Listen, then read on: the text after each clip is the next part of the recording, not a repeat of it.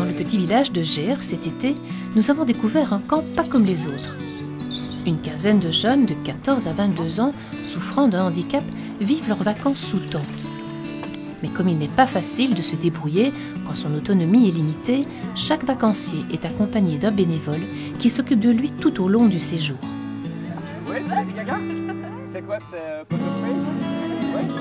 Mais qu'est-ce qui peut pousser ces jeunes à s'engager dans une telle aventure ?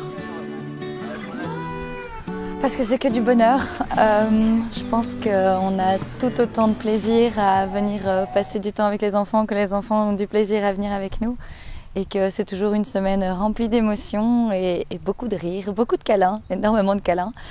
Et voilà, c'est juste c'est le bonheur. Alors est-ce que c'est un défi que tu t'es lancé en quelque sorte de faire un camp comme ça ?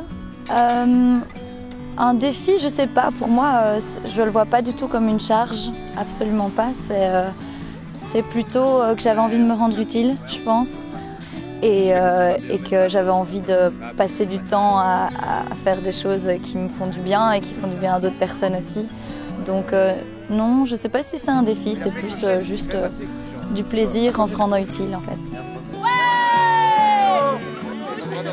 À droite! Oh! Ouais! T'as réussi! Outre l'aide indispensable des bénévoles, le camp est financé par l'Ordre de Malte, dont la vocation première, portée par les valeurs chrétiennes depuis plus de 900 ans, est l'accueil et le soutien aux plus démunis. Nous avons en principe 12 enfants qui sont porteurs d'un handicap, encadrés par une quinzaine de bénévoles. Nous avons des cuistots, 2-3 cuistots, et ces jeunes entourent pendant une semaine ces enfants qui sont privilégiés parce qu'ils peuvent sortir de chez eux, vivre comme tout le monde en période de camp.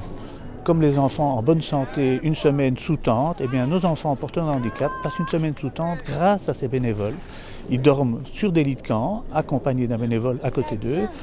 Ils ont les mêmes soucis de nos enfants en bonne santé parce qu'ils doivent se laver avec de l'eau froide. Ils ont une nourriture de camp, ils ont des activités de camp et ils ont une veillée le soir pour terminer la journée. Donc vous voyez exactement la même chose qu'un enfant normal. Comment recrutez-vous vos bénévoles ? Alors beaucoup par le bouche à oreille, fatalement, puisque nous devons essayer d'avoir des staffs où il y a une très bonne entente entre eux.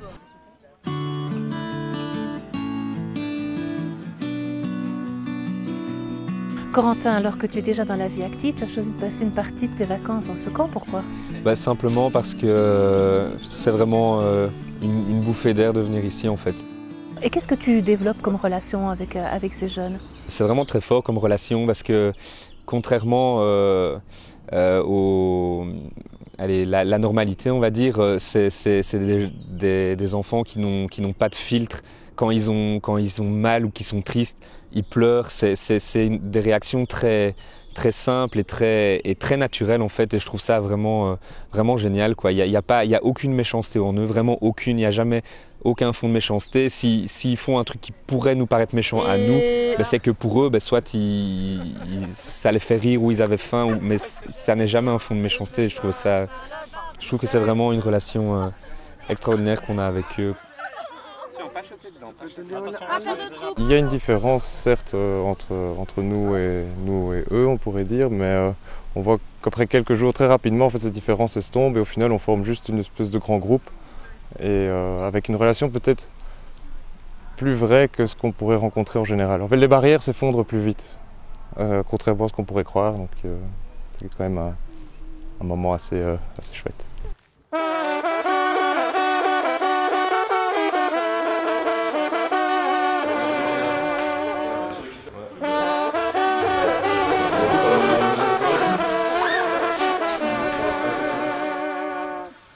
Donc toi, faire du volontariat, c'est important ?